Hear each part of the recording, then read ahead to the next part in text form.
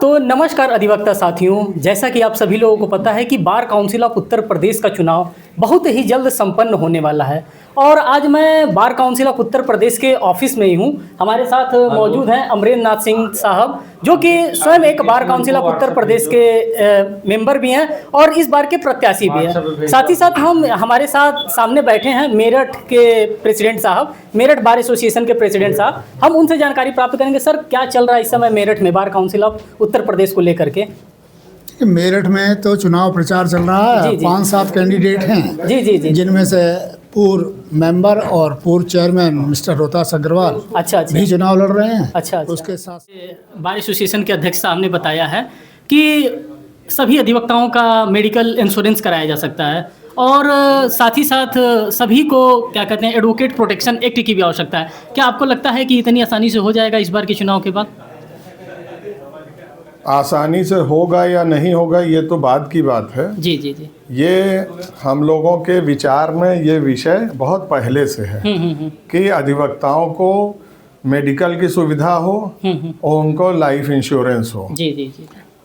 लेकिन ये जितना अच्छा नारा है उतना धरातल पे स्वाभाविक नहीं है। उसका मात्र कारण है कि पहले अधिवक्ताओं की मृत्यु पे जीवन बीमा था जी। जो उत्तर प्रदेश सरकार के माध्यम से संचालित होता था और उस समय जो भी अधिवक्ता 60 साल की आयु में उसका देहांत होता था तो उसके आश्रितों को 50,000 रुपया दिया जाता था। बिल्कुल।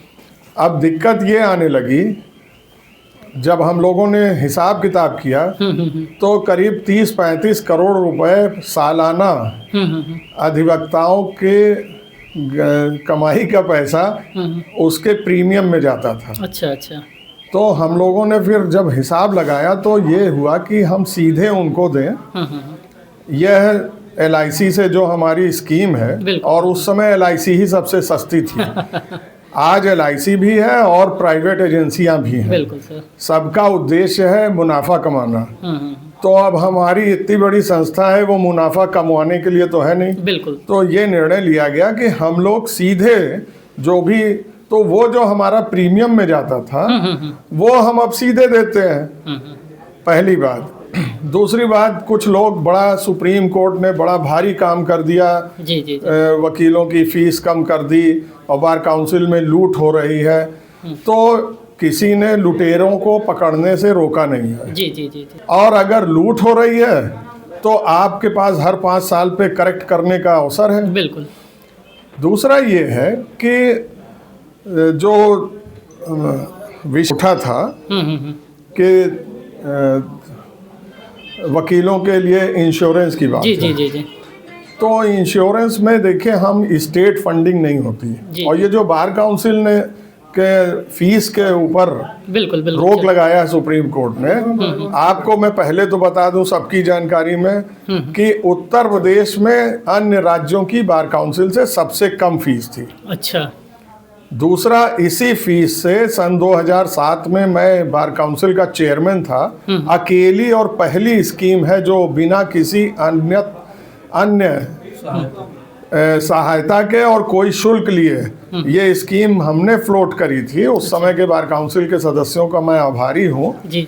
जिसमें 60 साल के बाद भी कोई अधिवक्ता की अगर मृत्यु होती है तो उसको 50,000 देने का प्राविधान किया गया। जी। अब चूंकि उत्तर प्रदेश सरकार, हम लोगों ने एक सम्मेलन किया था प्रदेश के अधिवक्ताओं का 16 दिसंबर सन 2020 को। जी। बहुत से लोगों को मालूम होगा, कोविड के टाइम में ही कोविड था। मुख्यमंत्री जी को हमने उस विषम परिस्थितियों में बिल्कुल। आमंत्रित किया, वो आए और हमारी 5 मांगे उन्होंने मांगे। हम लोग करना तो कोई सीमा नहीं है मांगों की, लेकिन उन्होंने माना कि नौजवान अधिवक्ताओं को 3 वर्ष तक 5,000 रुपए प्रति वर्ष प्रोत्साहन के रूप में दिया जाए। दिया भी गया, लेकिन इस समय कुछ फंड का व्यवधान है सरकार में। हम लोग की बात चल रही, लेकिन चूंकि अब चुनाव आ गया तो अब उस पे फोकस है, होगा वो भी हो जाएगा।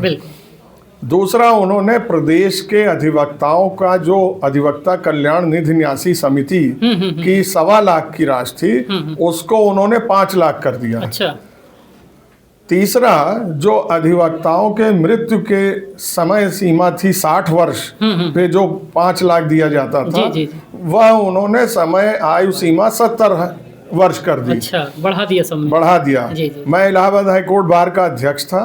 जी, जी। हमारे इलाहाबाद हाई कोर्ट बार को योगी जी ने 650 करोड़ रुपए एक मुश्त उन्होंने हम लोगों की बात पे वह राशि मुक्त की और विश्व स्तरीय अधिवक्ता भवन बना। अच्छा, अच्छा। जहाँ की 2000 कार, 2000 टू व्हीलर, 2000 चैम्बर, 1000 लोगों के लिए ऑडिटोरियम और बड़ा भव्य सुंदर भवन बना है। जी, जी, जी। और एक योजना भी बनी है कि जहाँ जहाँ अभाव है चैम्बरों का, वहाँ पे लोग अगर प्रस्ताव बना के देते हैं तो वहाँ भी सरकार जमीन की उपलब्धता के आधार पर चैम्बर बिल्डिंग प्रोवाइड करेगी और हो रहा है। जी, जी, जी।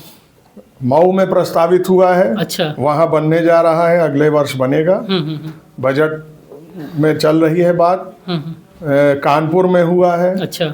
प्रयागराज में जगह खोजी जा रही है। बनारस में मैंने खुद निवेदन किया है सरकार से कि वहाँ चेंबर, हाँ चेंबर और जी, जी। पार्किंग की सुविधा दें, क्योंकि भीड़ बढ़ रही है। बिल्कुल, बिल्कुल। बनारस में कचहरी के ठीक सामने राजकीय भूमि है, खाली है। अच्छा, अच्छा। उपलब्ध है तो उसमें बनाया जा सकता है। अच्छा। तो ये सब हम लोग काम कर रहे हैं। जी, जी, जी, जी। एक निंदा का माहौल है, किसी को भी कुछ कह दिया जाए। बिल्कुल, बिल्कुल। तो लेकिन फिर भी हम एक परिवार है, हमारा अधिवक्ता समाज गौरवमयी परिवार है। एडवोकेट प्रोटेक्शन एक्ट लागू कराया जाएगा।